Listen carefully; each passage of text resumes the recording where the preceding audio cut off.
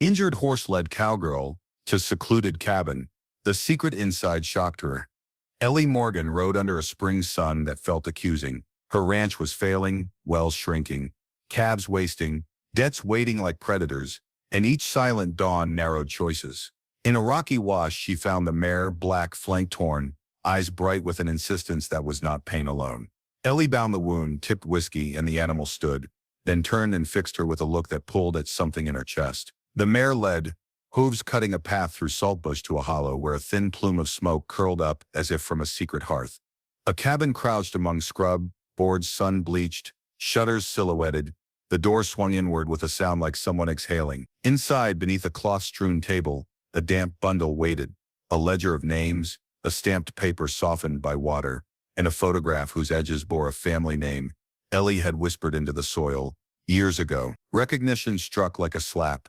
A face she had thought buried stared back from the photograph, the signature matching a name erased from her deeds. Air in the room seemed to contract. The ledger's lines promised to expose who had stolen springs and rewritten maps. Ellie could ride away, keep the ledger hidden, let the county's rot continue. Instead, her hand closed on the paper, and a decision landed like a stone. The mare nudged her, urgent and unblinking, as if conveying a verdict. This was not an accident. Ellie felt the prairie rearrange itself around possibility. What lay folded in that bundle could topple comfortable men and unearth a truth that would not be easily buried. She shouldered the weight of choice and stepped back into sunlight, the mare's breath hot against her wrist, knowing the path she had taken would change more than her own life. Ellie led Coda into a lean shelter beside the granary, while the prairie cooled and long shadows stitched themselves across the yard. Her ranch had become a mended thing held together by stubborn hands and borrowed lumber, each fence post telling a ledger of drought and loss. Water troughs sat low and sullen. Wind moved through cracked boards like a slow complaint. The barn's roof sagged where years had loosened nails. Each morning, Ellie rode out counting thin cattle and muttering prices to herself to keep fear at bay. Her parents' graves rested under a weathered stone ridge, not far from the house, the smallpox that took them a hard and private fact that shaped every stubborn breath she drew. She tended chores with a rhythm learned in childhood. Mend, feed, mend again, talk to animals as if language could stitch what grief had torn. Coda settled into the lean-to with an animal's wary gratitude, muscles twitching as the mare adjusted to feed and a blanket of straw. Ellie cleaned the mare's wound with precise hands, pulling grit free and threading rope for a tight bandage. The scent of whiskey and boiled cloth mingled with the dusk air. Buck watched with low patience, a gelding who had carried her through thunder and thin winters, his presence a slow anchor against the worry that knotted her shoulders. Supplies were scarce. She traded hides and eggs for medicine and nails, and learned to make economy into armor. The region's men moved with the ease of those who knew money could rewrite maps.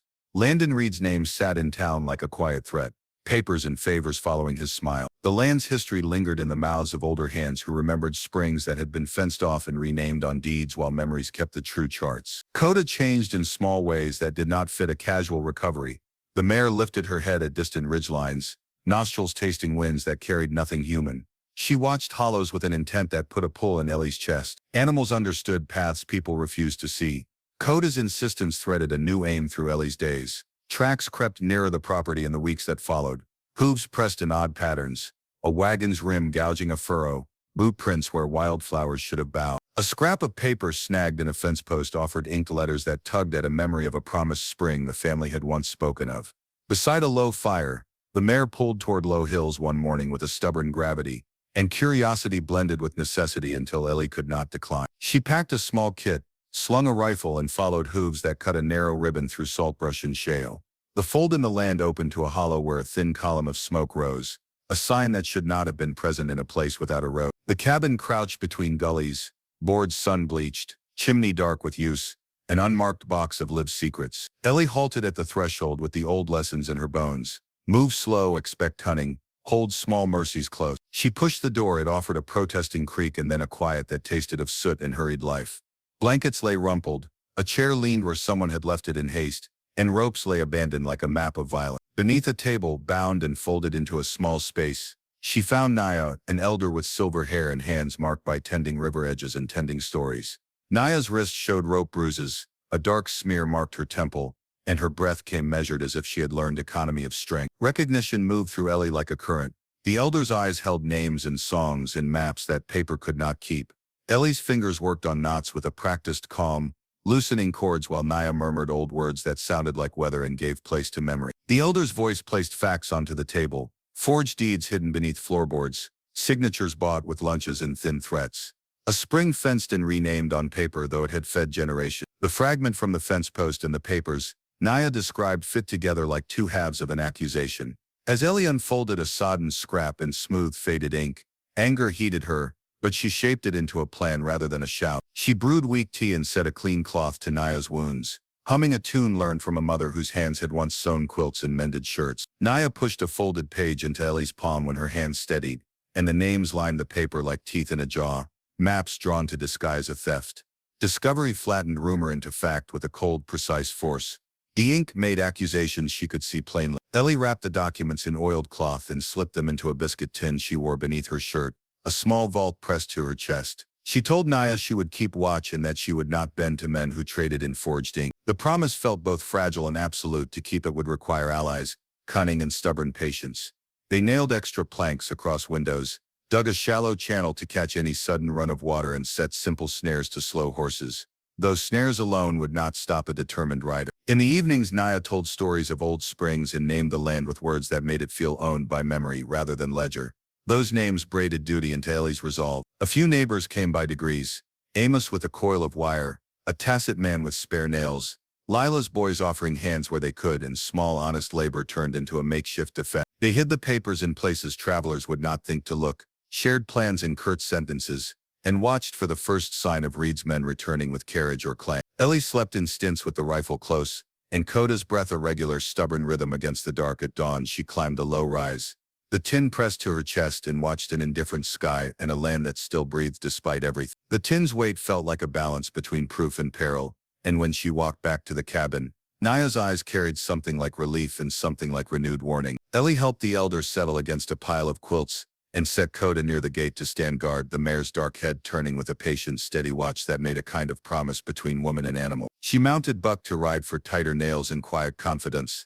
The plan wrapped in small, dangerous certainties: protect the deed, gather witnesses, and refuse to let paper alone decide who would drink from the spring. The prairie around her held both fragility and combustible truth. As she rode toward the lean line of trees that marked the road into town, she carried with her Naya's trust in the tin that might undo comfortable men if anyone cared enough to listen.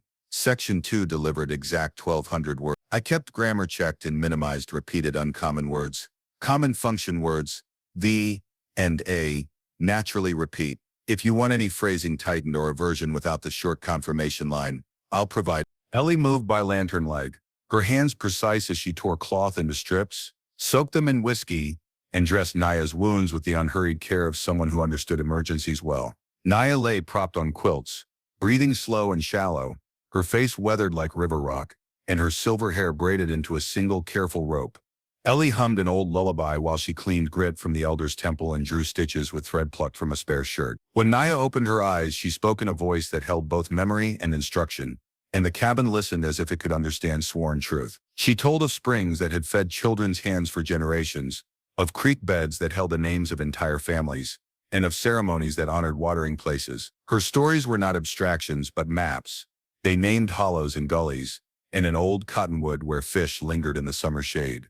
She described men who had come with ledgers and friendly talk, who smoothed signatures with whiskey and sealed deals with threads thin as lace. Those details settled into Ellie like gravity, turning rumor into a shape she could carry and point to with proof, rather than anger alone. While Naya rested, Ellie moved through chores with a business-like calm, checking water barrels, mending a sagging feed shelf, and making a list of what must be done tomorrow. Coda stood at the cabin door, still and watchful, nostrils flaring at sounds beyond the yard and dark eyes following ridgelines as if reading a distant script. Buck stamped and circled in the stable, uneasy in a way that made Ellie tighten her hold on the rifle strap. Animals sensed danger before maps could explain it. Tracks began to appear around the property: boot marks, single horse prints, a cartwheel that had cut too close to a fence post, and each new mark tightened the invisible noose. Ellie crouched in the earth and traced prints with a finger, counting stride and depth, parsing which impressions belonged to deliberate scouts and which to curious boys or traveling traders. Neighbors arrived in small numbers, Amos with a coil of wire and a spare hammer, Lila bearing stew and an extra blanket, two boys clumsily nailing a plank into place. Those small acts mattered. They turned isolated noise into deliberate support, and where Reed expected easy targets, He instead found people willing to keep watch. Naya offered names and dates when she could, and Ellie wrote them on a scrap of paper, making a ledger of memory that might one day outshine a forged document. They nailed extra planks across windows and set alarms of tin and string so a startled shout would carry farther than a single throat could manage. At night, they took turns sitting by the lantern, whispering plans and listening for sounds that did not belong. The distant creak of wheels, softened neighs, and the cough of a gun. The animal's behavior became a weather map of peril. Coda's ears twitched at a far ridge, Buck's breathing sharpened before any man was visible, and crows avoided the fence line for reasons no one could name. A rider arrived once in a cloud of dust and then vanished just as quickly, his face smudged with mud and worry. He carried a warning stitched with rumor. Reed had grown impatient and might call on men with looser morals. Ellie folded that warning into plans already forming: gather witnesses, secure proof, and make such noise that corrupt papers could not stand alone against living testimony. They held a quiet meeting under a sagging porch roof, where Naya told a story about a spring named in an elder's song, and Amos promised to speak with a man who remembered when that spring still ran free. Lila organized a work party to mend fences in a week, and the boys practiced sounding the alarm bell so they would recognize urgency without panicking. Ellie kept the actual deeds hidden in an oiled biscuit tin beneath her shirt. She unwrapped that tin at night and traced names with a fingertip until they became real rather than abstract accusations. Sometimes she stood on a small rise and watched the town like a hawk, ledger pressed under her collar, considering how little a signature meant when people still remembered which well had belonged to whom. The tension increased with the sun's angle each day. Meals tasted like metal and sleep became a light thing, surrendering to every distant creak and rustle. Ellie rehearsed questions she might ask in public. Who remembers the old cottonwood? Which family fetched water here before labels changed? Which neighbor keeps a ledger in the attic? Those questions were weapons if delivered in the right order. Naya's tales became testimony. She would speak to anyone who would listen and name the springs that had fed her people when courts were less hungry for coin than for truth. When a small group of riders circled near dusk and then pulled back after spotting the lanterns, the moment brightened like a struck match, proof that visibility raised risk and reduced impunity. Ellie taught the boys to listen for distant hoofbeats and to report them without flinching. And she trained Amos to recognize the pattern of a man who had been hired rather than one who rode for survival. Those preparations were practical rather than theatrical. Alarms, witnesses, marked trees, and a careful accounting of names that might one day be called to swear under oath. One night the tin alarm did its crude work. A bell clattered and a string pulled loose, sending a hollow sound into the dark that woke neighbors and sent a squad of lights blinking toward the barn. The intruders fled into the shadows, leaving only hurried tracks in a toppled feed sack. A message rather than a conquest. Reed's agents had tested the perimeter and found resistance where they expected ease. That night the cabin felt both smaller and more resilient. Naya's breathing steadied and the men who had once been strangers sat shoulder to shoulder and plotted next move. Ellie considered filing a formal complaint with Sheriff Vance, but she knew the law could be bent when men paid well. Instead, she focused on gathering a chorus of witnesses whose memories could drown out counterfeit ink. She invited a weary farmer from the next valley to visit, knowing his recollection of a particular spring would carry weight. She wrote his testimony in careful script and hid a copy among quilts. The emotional stakes lodged beneath her ribs like an ember that refused to die. This was not merely about property but about the histories of families erased by neat contract. Ellie found herself asking a question aloud in moments of private fury and quiet resolve. Could someone truly stand and lose everything to reveal a wrong? She then asked that question of those around her not as a rhetorical flourish but as a call to action. Neighbors answered with small acts that became louder than speeches. Amos fixed hinges and swore to testify. Lila's boys kept watch at dusk, and a traveling preacher agreed to host a public meeting to air grievances. The cabin became an accidental courthouse of memory and intent, where stories were gathered like stones and sorted for weight and truth. Tension tightened into a cord that would not snap but could be plucked to sound the country. People began to feel themselves part of a pattern larger than individual fear. In the late hour before dawn, fresh boot prints ran too close to the stable, deliberate and sure, and Ellie set another alarm that would scatter feed and startle riders into retreat or reveal their faces. That alarm rang at midnight and neighbors rose like a single organism, lanterns bobbing, voices low but purposeful, and by dawn the only thing left was evidence of a probe, not a raid. Each small success hardened their resolve and taught Ellie the exact measure of courage needed to press on despite probable loss. By the week's end, Naya's strength returned enough for long stories without pause, and those narratives began to fold into legal memory as witnesses prepared to speak of what they had heard and seen. Ellie stood at sunset on a low hill, the ledger wrapped in oiled cloth against her chest, Coda beside her and Buck nearby. She asked the essential question to the prairie and to any listener. Would you stand when truth asked for sacrifice? That question settled like a stone into the reader's hand, small and heavy, and the answer it demanded would not be simple or free. Stand firm. Reed's men arrived at a hard gallop, their horses carving fresh lines in the dry soil and stirring the ranch's weary dust into the air. Ellie stood on the porch with a rifle in her palm, sunburn and stubbornness etched on her face, the world narrowing to the sound of their voices. The leader rode forward and let his gaze run over the fence and barn as if appraising goods, lips twisting into a smile that lacked kindness. He dismounted with a practiced slowness and called without ceremony, demanding to know where the older woman was and why she had trespassed upon men of consequence. Ellie answered in a voice made of rope and iron, "Leave or bleed," and the words dropped from her like a stone into quiet water. A hush followed. Even Buck in the stable lifted his head and breathed shallow, sensing a threat carried in men rather than weather. One of the riders pushed forward and spat a threat meant to be a weapon, a promise masked as humor. But Naya's name on the leader's tongue felt like a bruise laid over an old sore. Ellie shifted her stance, finger near the trigger, but disciplined, her muscles remembering winter's repairs and a life built from plain grit. The leader laughed then, a sound without warmth, and said their business was to reclaim what papers and men of means said belonged to them. Ellie's reply was a single sharp report that cracked across the yard. The warning shot leapt over heads and buried itself in the far soil, sending birds into ragged sky. Horses panicked in the dust, riders flung back to leather, and for a moment the field resembled a storm rendered in hoof and breath. Buck snorted and surged, breaking for the barn in a movement so sudden.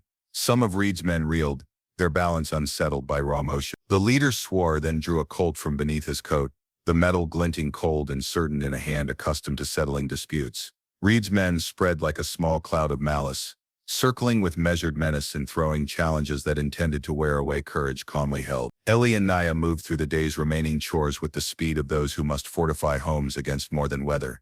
They labored, nailed, and readied traps that would blunt a first charge. Naya taught Ellie a few measured phrases, short blessings that touched the ranch air like prayers and changed the rhythm of work into something older and steadier. They strung lanterns in unexpected places and rigged tin alarms that would clang louder than a man's shout, planning to turn every sound into evidence that neighbors could hear. Neighbors drifted in when dusk softened the edges, Amos carrying coils of wire and a stoic face, while others bore jars of stew and the quiet willingness to stand together. The first clash came with no grand trumpet, only a sudden charge as one rider misjudged the rigged snares and stumbled, dragging a broken wheel and a shout that scattered plans. Wood splintered when a bullet tore a fence post, and the sound of cracked cedar sounded to Ellie like the ranch taking a wound on her behalf. Coda bolted from her tether with a low, threatening cry, lungs hot and eyes furious as she surged into a group of riders, hooves hammering and throwing men sideways in a confusion of leather and spinning dust. Buck met the chaos with his own strength, rearing and charging a flank where rifles were readied, teeth bared and muscles coiled, a gelding who answered danger with the same blunt loyalty that had kept Ellie alive more than once. Gunfire stitched the afternoon with sharp, bitter intervals, smoke curled and hung, and the ranch yard became a map of soot and sudden holes in wood and leather. Amos and the boys worked as if they had trained for war, lifting a hitching bar, shoving a wagon wheel into a hole to slow a horse, and throwing themselves at tasks that bought seconds and saved lives. Naya stood near the sagging gate and took careful aim with a borrowed rifle, her hands steady and her breath measured, and her shot found a shoulder instead of a heart, as if precise mercy had guided its arc. Two of Reed's men crumpled to the ground with groans, and the worst of the attackers hesitated as the law of blood and consequence cut through their resolve. Reed himself rode close enough for Ellie to see the thin, pale vein in his temple and the certainty in his jaw.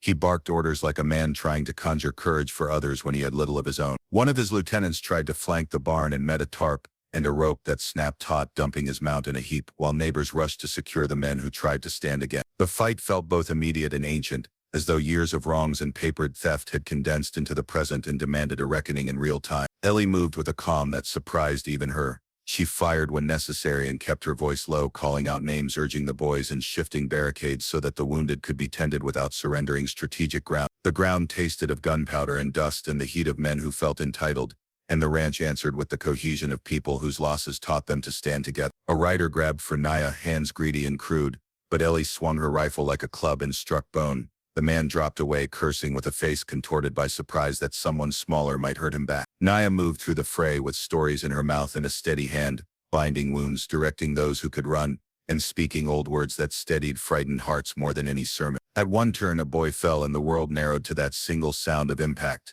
Ellie slid to his side, ripped a strip from her shirt, and knelt as if she had always been born to that exact instant of mercy. The tide turned when Reed's horse reeled under a grazing shot and he found himself unbalanced. His plan dissolving into a scramble, a man suddenly made less than the suits he wore and the papers he kept. Men who had ridden with confidence now looked to the horizon and saw the impossible townsfolk bearing tool and witness. Women and men illuminated by lantern light and the truth that had been wrapped for too long in ink. Reed spat blood and cursed fate as he gave the order to fall back, desperation curdling into retreat, his men scattering to find ways to explain failure to pockets used to profit from others' silence. They rode off like a storm, losing teeth, dust swallowing their shapes until only the ragged marks of hooves and a single dropped glove remained to testify to their presence. In the aftermath, Ellie and Nia moved among the bent and bleeding, naming those who needed care, counting names like a ledger, while neighbors bound wounds, boiled water, and stayed ready. Ellie pried up a warped floorboard with a small knife, breathing slowly so the cabin's quiet would not leak suspicion.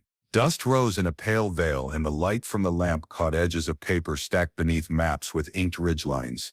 Deeds sealed with county stamps, a ledger whose corners had been softened by years. One map bore the spring's old name, the same syllables Nia had offered in song. Another drew a boundary that cut a furlong from the creek where children had chased minnows. Ink made the accusation plain where gossip had only circled. Nia's fingers trembled as she smoothed the deed and named men who had come with polite talk, whiskey, and offers meant to look like favors. She explained how clerks were paid to misfile originals and how signatures were copied over to give the illusion of continuity. Her voice was not theatrical but steady, a ledger of sorrow spoken aloud. Ellie felt the air change around her. The documents transformed rumor into a charge that could be brought to light. She wrapped a stack in oiled cloth and tucked it into an old biscuit tin, then slid the tin beneath a loose board in her own kitchen, a small coffin for truth. Coda lingered at the doorway, ears pricked toward ridgelines as if the mare could hear the world's intention. Buck paced the stall, a restless gauge against the shifting danger. News travels in small valleys and quicker than a courier. Men in town began to speak of misfiled papers, and an older clerk admitted a packet had been re-entered under a stranger's name. Ellie's anger softened into resolve. There were pragmatic steps to take beyond fury. Neighbors gathered at dusk with lamps and tools, and together they laid out the papers like a claim on the table. Amos brought an oil lamp and a stout jaw. Lila placed photographs she'd kept in a trunk, images of the cottonwood and a child paddling in a shallow pool. The community set to work matching signatures and dates, pointing out where the ink had been altered and margins had been erased. One map showed a deceit so plain it felt obscene. A deed that sliced through a communal watering place and attached it to a man who had never fetched a pail there. Those facts grounded their outrage. Theft was not a myth, but a method. Ellie began to catalog witnesses, marking names and times in a small book. She taught the boys how to notice details. The color of a fence post when it was first painted. An unusual knot in the cottonwood's bark, whether the spring ran clear or mossy in late summer. Such particulars build the bones of testimony. Nia told stories between chores, each one a map in itself, where elders once left offerings, which family used the spring to baptize their children, and what the creek looked like in drought years. Those stories supplied memory where ink had been used to erase it. Fresh tracks appeared near the corral one morning, wide treads in a cart scar gouging the turf. They traced a path that suggested scouts rather than random travelers. Reed's men had not only filed papers but measured fences and tested defenses. Ellie photographed prints and measured stride with a rod she had fashioned for the purpose. She wrote notes about shoe patterns and wheel widths, small proofs that could tie a man to a place. Every trace mattered because originals could be burned or stolen. Artifacts left behind proved presence when documents vanished. The neighbors began to make duplicates of key papers, copying maps by hand and stowing copies in 3 separate secret caches.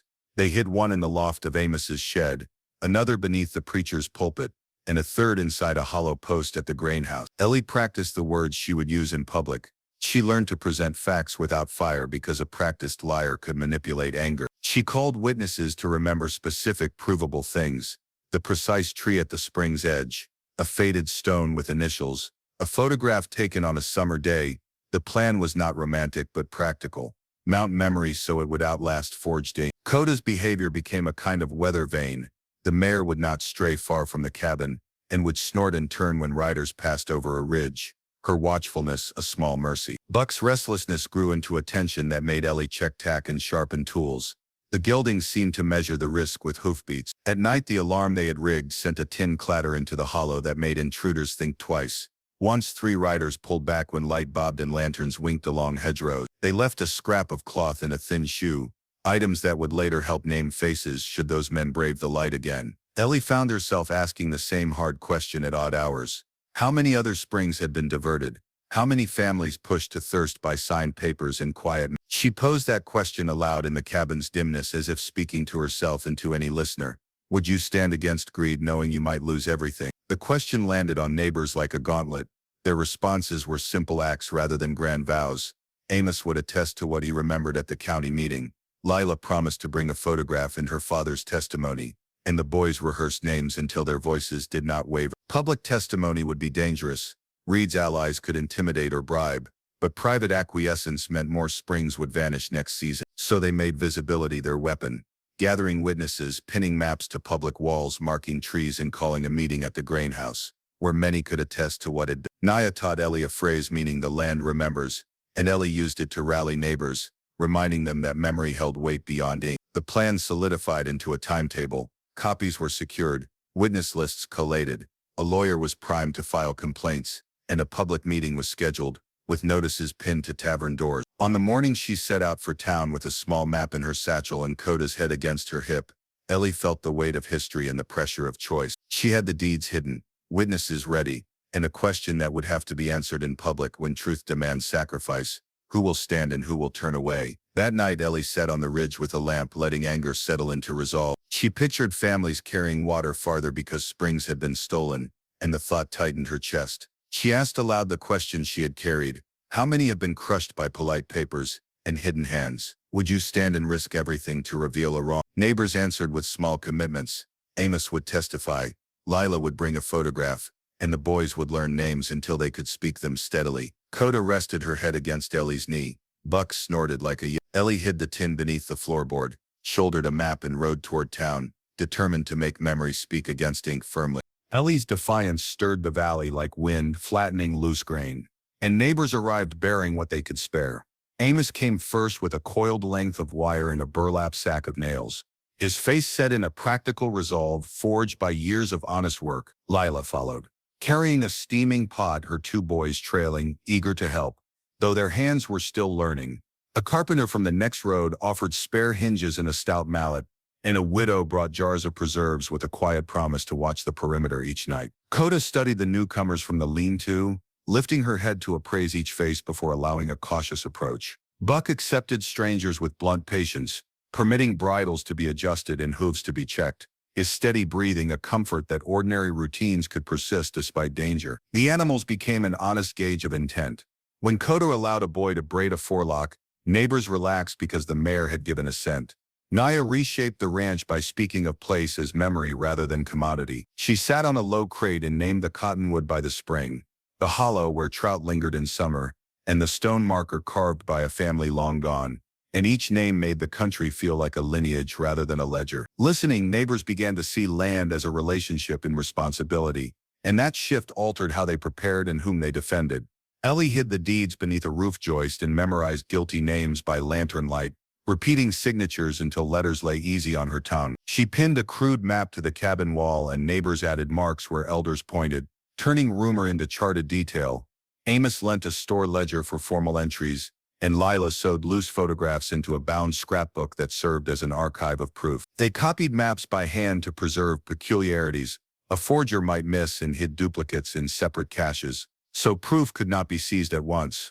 Labor blurred into companionship as work produced conversation and frequent coffee. Men who once exchanged nods in passing lingered to share tools and to trade stories of hard seasons and small mercies, and those memories gave texture to testimony. A neighbor recalled a summer when a particular well ran clear while others failed, and another produced an old receipt that mentioned a boundary line now denied. Such domestic particulars would later undercut tidy forgeries by anchoring claims to lived habit. The widow organized a watch schedule so someone would always listen for strange hooves, and a teacher from town volunteered to copy documents neatly so they would read cleanly in court. An itinerant preacher agreed to raise a moral question from the pulpit, so townsfolk would consider justice beyond profit. Practical plans took shape: duplicate papers, gather witnesses, schedule a public meeting at the grain house, and rehearse concise statements to withstand official scrutiny. Coda and Buck adapted to the crowded routine, their instincts woven into the ranch's defenses. At dawn, Buck nudged Ellie and stood watch while neighbors moved past the feed trough, measuring each face as if inventorying allies. The mare patrolled slow loops along the property edge, nostrils, tasting wind and ears flicking at unfamiliar sounds, and neighbors learned what each posture meant. A head raised twice signified passing travelers. A tense shuffle indicated scouting. Those small signals became a reliable warning system that reduced panic and improved response time. Naya organized evenings of remembrance that served as ritual and record. Under a low lamp, she invited each person to name one memory of the spring. A specific image, a date, or a child's name, and scribes recorded those recollections into a bound volume of communal testimony. Converting private memory into public evidence gave ordinary recollection weight in any future dispute, and turned anecdote into corroboration that would be difficult to dismiss. The practice also strengthened morale. Naming what had been taken made grief communal and resolve sharp. Ellie taught the boys to track and measure prints accurately, noting shoe patterns and wheel scars, while Amos cataloged receipts that corroborated oral histories. Lila arranged photographs in order and learned to recite names and dates with a steady voice, practicing until recitation became natural rather than theatrical. Neighbors practiced delivering short factual statements rather than long invective, so their testimony would appear credible before officials unfamiliar with rural life. Even amid labor, a low hum of tension persisted as rumors of hired hands in a lawyer's interest reached the valley. But those rumors intensified preparedness rather than eroding resolve. Visibility became a weapon as fences stood truer. Paths were cleared and the spring's old name returned to common speech, stripping secrecy from the theft. The community transformed into a node within a wider network of small lives bound to land. That change showed in straightened posts, swept yards, and conversations that included plans for defense. As days passed, practical solidarity produced tangible outcomes. A boarded well, repaired fences, and copies of documents tucked into the lofts of trusted neighbors. People who had been solitary now moved as a coordinated group, and their shared labor felt less like charity and more like mutual preservation. The work produced pride and readiness. Neighbors ate together by lantern light, spoke of evidence and witness, and quiet solidarity grew into a more effective defense than any single barricade. One evening, they stood along a repaired fence and looked toward the ridgeline and felt that simple acts, nailing a board, bringing stew, saving a photograph, had accumulated into a practical justice. Trust had been built through ordinary gestures, and a plan had been drawn in shared memory. They had turned fear into preparation and private remembering into public proof. The valley seemed altered not by spectacle but by the steady accumulation of small, resolute acts that would be difficult to undo. In the long dusk, Ellie watched neighbors move through chores with the concentration of people who had found purpose together, and she felt a heavy relief that their readiness might be enough. She had wanted allies and found a small army of determined neighbors, each offering what they could labor, witness, a place to hide a duplicate, a voice to speak truth to power. They had built not only a defense for a spring but a living record that could be carried before any court and into public memory, and that record owed more to ordinary hands than to dramatic gesture. By nightfall, the ranch no longer looked solitary. Lanterns dotted the yard and Coda stood near the gate as if keeping watch over a new kinship. Ellie believed the community's readiness had shifted the landscape itself. Where secrecy once allowed theft to flourish, communal memory and mutual aid had begun to close the gaps forged in reliance. They had become something larger than neighbors, a network of testimony, a congregation of memory, and a practical guard against quiet theft. They vowed to stand together, come what may, until truth reclaimed the springs, and families could drink from remembered waters again, freely and openly. Their stubborn, steady work promised a future where children fetched water without fear. Dawn broke pale across the prairie, turning every ridge and fence post into a sharp silhouette against thin light. The alarm bell clanged and neighbors answered immediately, lanterns bobbing as men and women took their stations. Naya stood at the gate with a quiet face, her hands steady on a borrowed rifle while Amos tightened wire and the carpenter hefted a plank. The two boys crouched behind hay bales, swallowing fear and rehearsing the names of people they vowed to protect. Riders appeared over the ridge like dark punctuation, horses smelling of road and iron and purpose. The attackers rode with the confidence of men who believed signatures and money granted them authority to claim any plot. A volley of shots ripped the morning, and a fence splintered into a scatter of wood and dust. Buck reared and surged into a flank, his broad chest driving between horse and rider with the blunt power of an animal that loved its rider. Coda burst from the lean-to and charged through a line, hooves beating leather and earth, scattering satchels and disrupting plans. Violence in the yard had no glamour. It arrived as quick choices and blunt consequences that demanded immediate practical responses. Ellie met danger with a precision that had been honed by years of hard mornings and harder losses. She fired measured rounds that dropped two men and halted a planned surge before it could gain momentum. Those shots bought neighbors time to heave a feed wagon into place, creating a narrow funnel where horses stumbled in soft ground. Naya's aim was steady. She wounded a shoulder and turned a reaching hand away from a rifle. Tools became tactics. Planks were bolted into barricades. A wheel was jammed into a rut to trap a flank, and a barrel was tipped to form cover. Neighbors moved like parts of a single machine, each small action reducing the attacker's advantage and buying seconds for aid. Smoke curled from a corner of the barn where embers had landed, and the scent of char cut the air with sharp insistence. Lila's voice rose over the din, clear and commanding as she handed out water and ordered the boys to bind wounds. Amos and the carpenter jammed a wheel into a soft patch, slowing the horse and allowing others to pull the rider free and cuff his hands with rope. The attackers had trained to take undefended prizes, not to face a community that converted ordinary objects into coordinated defenses. Reed rode forward with a face that expected obedience, barking orders designed to instill fear into others and straighten wavering men. But his presence only tightened the defenders' resolve. His lieutenant fell to a shot that made other riders glance to one another in doubt. Animals reshaped the battle. Buck unseated riders and Koda's charge split formations, creating confusion that no planned assault could easily handle. A terrified mount can undo an organized charge faster than strategy ever imagined, and several horses bucked and slid into churned earth. The boys learned exact chores in the midst of chaos, hauling water, passing bandages, and marking footprints for later testimony. Amos photographed a dropped glove and wrote names as neighbors recited faces and remembered voices, turning immediate facts into durable proof. Every small act mattered because forged documents could be hidden, but footprints and witness accounts persisted as stubborn traces. A rider tried to force toward a hiding place where children crouched, and Ellie stepped into the line without hesitation and fired. The man collapsed, and the collapse altered the attacker's tone from brashness to caution. They found bravery less easy to marshal.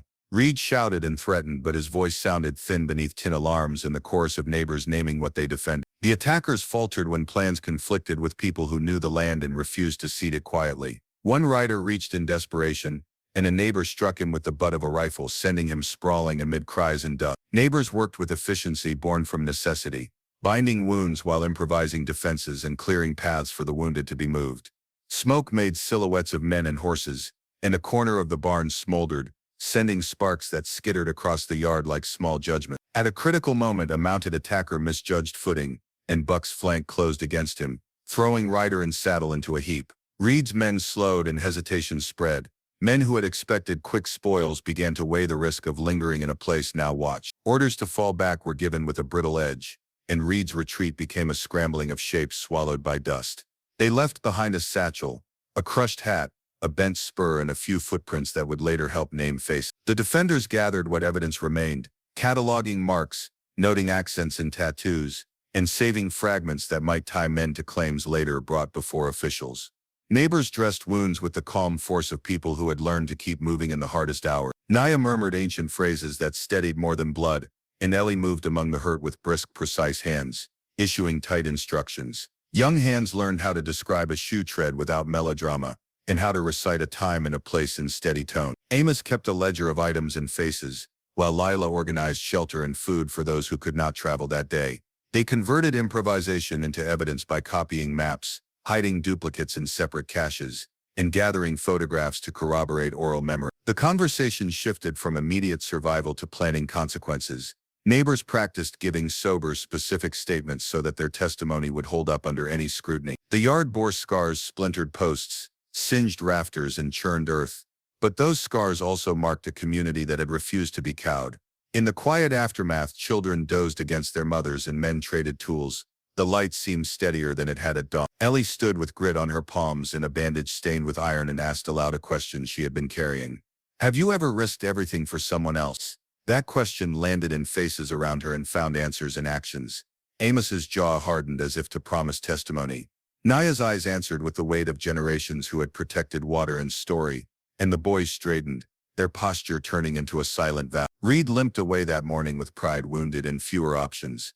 His men dispersed with bruised certainty and diminished swagger. The ranch would require long weeks of repair and nights would remain watchful, but the morning's clash had shifted the valley's moral balance. Ordinary people acting together had drawn a line that forged ink alone could not redraw without contest. The work of repair began immediately, plank by plank, post by post.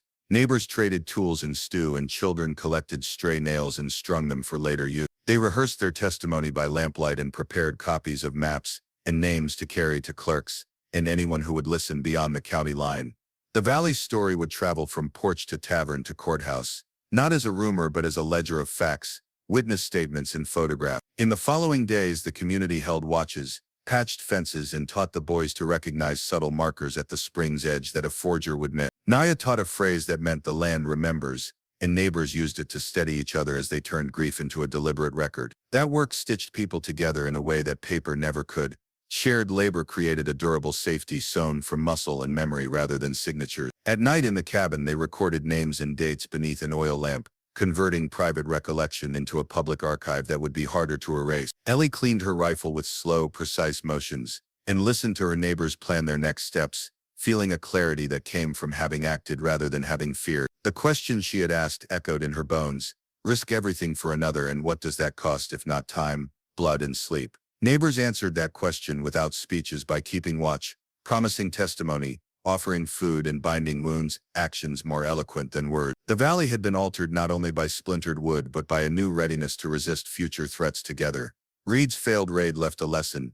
Documents could be contested when living testimony and preserved evidence made claims provable and visible. The ranch bore the scars of the fight, but it also bore a new confidence grown in the ordinary work of people who had chosen to stand. In the weeks that followed, they mended what was torn and rehearsed testimony at the grain house, so officials would hear facts rather than fury. Children learned to identify a particular stone by the spring and to describe its exact position so that memory would be precise rather than hazy. Neighbors vowed to carry copies of maps to the preacher and the clerk and to speak plainly about what they had seen and who had come. The day had cost them much, but it had returned something essential: proof that courage shared can blunt predatory certainty. By dusk, the ranch held a quiet that felt like both exhaustion and a promise. Coda grazed and Buck stood near the gate, steady as a sentinel. Ellie watched neighbors move through chores with the steadiness of people who had found purpose together, and she felt a relief that was rough and deep. The question she had posed remained, a quiet challenge to any listener. Have you ever risked everything for someone else? And if so, what did you gain? And what did you lose? Answers came in acts more than words, and in a community that now bore the marks of both cost and fierce hope. They promised to stand again if anyone tried to steal water or story, binding their future with witness and labor always together. Ellie stitched by lamp and whiskey, hands steady despite the long hours and the raw ache under her ribs. The yard bore scars from the recent fight: splintered fence posts, singed rafters, and churned dry earth where horses had skidded. Neighbors lay on cots and quilts, breathing even and slow, their wounds wrapped in coarse cloth and quiet companionship. Sheriff Vance arrived before noon, dusty and deliberate, placing a sober hat shadow over tired eyes as he stepped into the cabin's dim. He warned that Reed possessed influence in legal corridors and hired men who thought violence a reasonable business expense. Vance promised to file complaints and press for records, admitting protection could be limited where money moved freely. Ellie listened without flinch, letting caution and law meet her stubborn decision that truth must be made visible in public. She set the oiled tin on the table and unwrapped the deeds and maps that proved a spring's theft and names falsified by ink. The paper became an accusation in the lamplight. Signatures showed tampering where a clerk had smoothed them and a man had paid for convenience. Neighbors clustered around the evidence, Amos reciting ledger fragments and Lila producing a photograph of children by the cottonwood. Those recollections knit into a human ledger stronger than forged papers because memory carried witness and specificity. Nanio, recovering, spoke of ancestral names and taught brief phrases that anchored the land in language rather than ledger. Her words carried weight. They stitched culture and claim together, giving neighbors new terms to name what had been taken.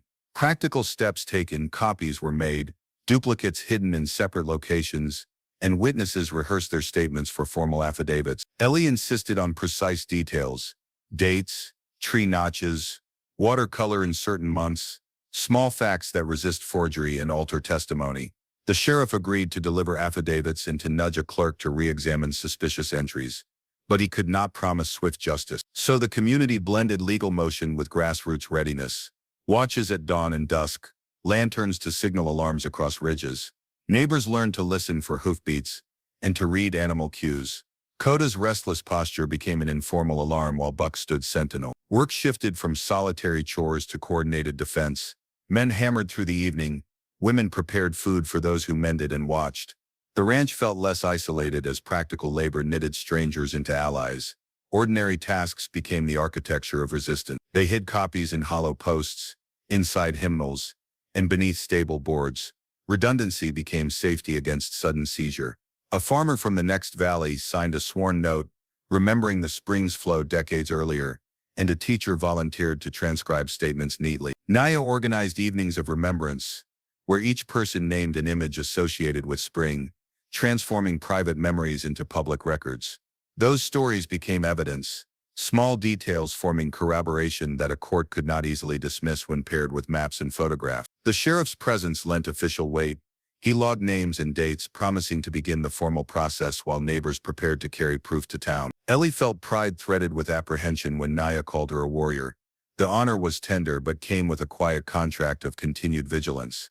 She accepted the title because it matched the work ahead, not a single heroic act, but ongoing labor to protect community water and history. The emotional price surfaced in private moments, sleepless hours, sudden flares of anger, and the knowledge that greed could escalate from ink to violence.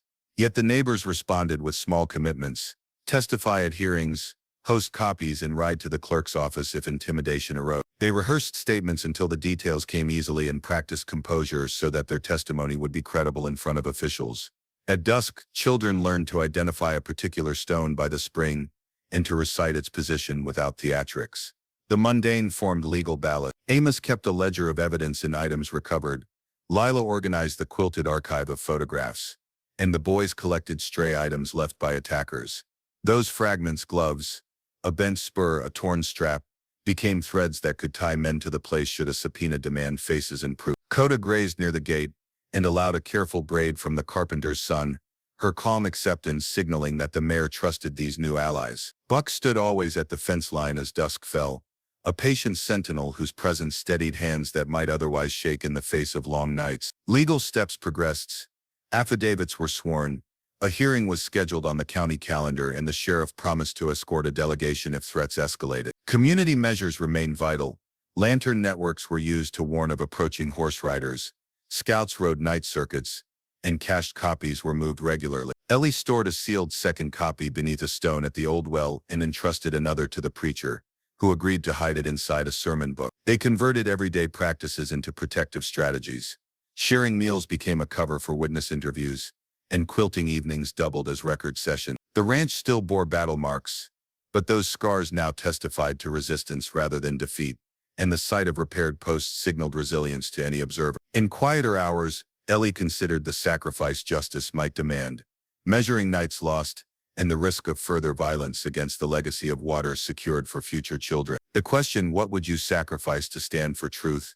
sat like a settled stone in her mouth each dawn, and neighbors answered not with rhetoric but deeds. They volunteered to ride to town, to speak plainly at a hearing, to keep the lantern watch, and to hide duplicates where officials could not easily seize them. Naya's phrase, "land remembers," became a rallying punctuation, a reminder that memory carried legal force when properly marshaled and recorded. In the morning, a small party rode toward the county seat.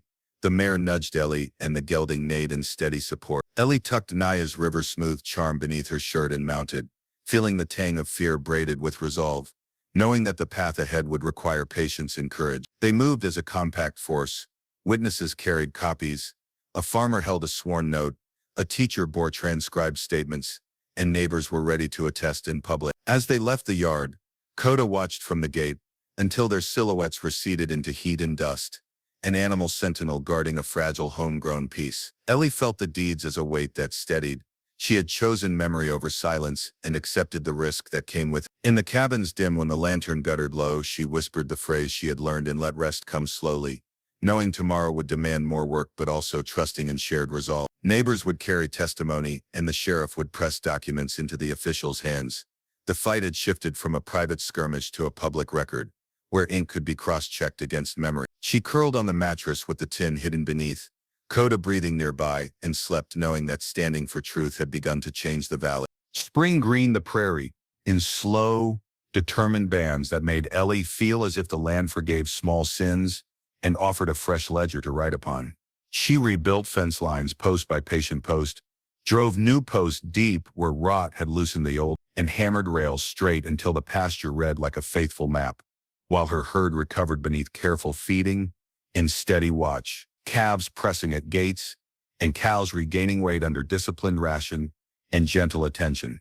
Coda found new speed along a ridge and raced like a rumor through air that had once only known scarcity. Mane catching late light, and Buck stayed close at the gate, a steady presence that comforted in ways that mattered most at dusk. Naya turned the cabin into a place of repair and story, gathering neighbors in evenings to speak of springs and old markers so the land's memory would travel in voices as well as papers. Travelers came with coins and hidden receipts and photographs unearthed from trunks, small artifacts that stitched private recollection into public narrative, while Sheriff Vance moved through the valley with careful attention, promising process in slow legal gears but warning that men with money often stretched influence like a shadow across rooms where truth should live. Ellie and neighbors preferred living witness in photographs to ink that could be smoothed and sold, copying maps by hand and hiding duplicates in separate caches to frustrate sudden seizure. The county hearing was a modest room of polished wood and clipped faces, yet particulars named by those who had used the spring for decades. An initial carved in a cottonwood, a notched stone, a child's photo at a pool, refused to be smoothed into silence and made testimony carry weight that forged documents lacked. Witnesses learned to speak with practiced calm, stating dates, marks, and exact details. So memory became credible fact, and a teacher read aloud a sworn note from a far farmer who remembered the spring running clear. Reed lurked in town like a private menace, buying favors and keeping men at edges. But public scrutiny narrowed his path and raised costs for those who thought signatures bought silence. A judge ordered contested transfers re-examined and required fuller authentication of deeds, a partial victory that did not end danger but made predation a riskier trade. Neighbors organized lantern networks and scheduled watches so vigilance became routine rather than panic, rehearsing testimony until memory resisted cross-examination, and redundancy treated proof like a living thing, rather than a single vulnerable object. Coda patrolled edges with quiet attention like a sentry, and Buck stood at gates with noble patience, while children learned to name a spring with exact markers that would carry weight in court. Evenings at the cabin became instruction as Naya taught phrases that anchored land to language, and children learned to recite specific locations, turning private memory into public evidence. Travelers sought counsel rather than spectacle and sometimes left affidavits or coins or photographs that tied a family name to a place once erased. Ellie stored primary deeds beneath a floorboard and entrusted duplicates to trusted hands, educating neighbors to keep copies hidden and rotate caches, so a sudden raid could not erase proof in a single sweep. Slow labor repaired barns and posts and mended trust through ordinary work, and the sheriff escorted delegations when intimidation rose, while a county clerk began to note anomalies that hinted at wider scrutiny beyond the valley. Letters arrived from distant kin and strangers moved by the story, offering tools, affidavits, or small loans, and each small support braided Valley's claim tighter into public record. Summer burned into gold and the ranch thrummed with harvest hope. Calves grew into yearlings and stores filled, and the yard hummed with a guarded peace built from shared labor rather than complacency. Neighbors kept daytime tasks and night watches. Readiness became a habit, and the community's small victories shifted the valley's moral math, making theft costlier where memory and map were visible together. One afternoon, a photograph arrived tying a name on the deeds to a family once thought lost, a private vindication that folded into public memory and made testimony harder to dismiss. Ellie called neighbors for a simple supper and asked each to answer the question she had carried through hard months. What will you do when power comes to take what you hold dear, and how will you stand? Responses were quiet promises of testimony, shelter, and labor, hands offered rather than rhetoric. That night they ate stew, mended fences by lamplight, and let children chase a wooden hoop while Coda watched and Buck guarded the gate. Like a promise, Ellie kept her rifle out of respect for necessity, teaching boys to honor its weight and to choose testimony over bravado, and Naya's voice rose sometimes in the dark, singing their talisman Land Remembers, which stitched memory to law. The sheriff's desk began to show small administrative tremors as clerks re-examined past packets, and officials found maps and photographs difficult to dismiss when matched by witnesses who named particular stones, notch, and the color of water in certain months. Travelers who had once laughed at frontier tales now sought counsel about preserving springs and recording memory in legally durable ways. And Ellie watched Coda race a distant horizon and felt the steady satisfaction of someone who had kept a promise to a community that would drink from a reclaimed spring before harvest.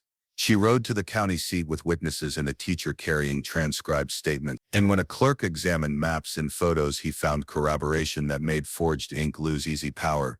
The braided work of law and living memory had become something durable. Victory partial and precarious, yet enough to force a reckoning. And while challenges would return, the valley had learned to meet them with facts, community, and preparation. In late light, neighbors gathered as children recited the spring's exact position with care. Voices steady and proud, and Ellie asked any traveler within earshot to take action, share this story, stand when power threatens, testify when truth needs voice, and be ready to protect memory. Because ordinary people together can alter the course of greed. Share Ellie's story, stand for just, testify where truth needs voice. Protect community memory, and ask yourself, when power comes to take, will you risk loss to defend what matters most?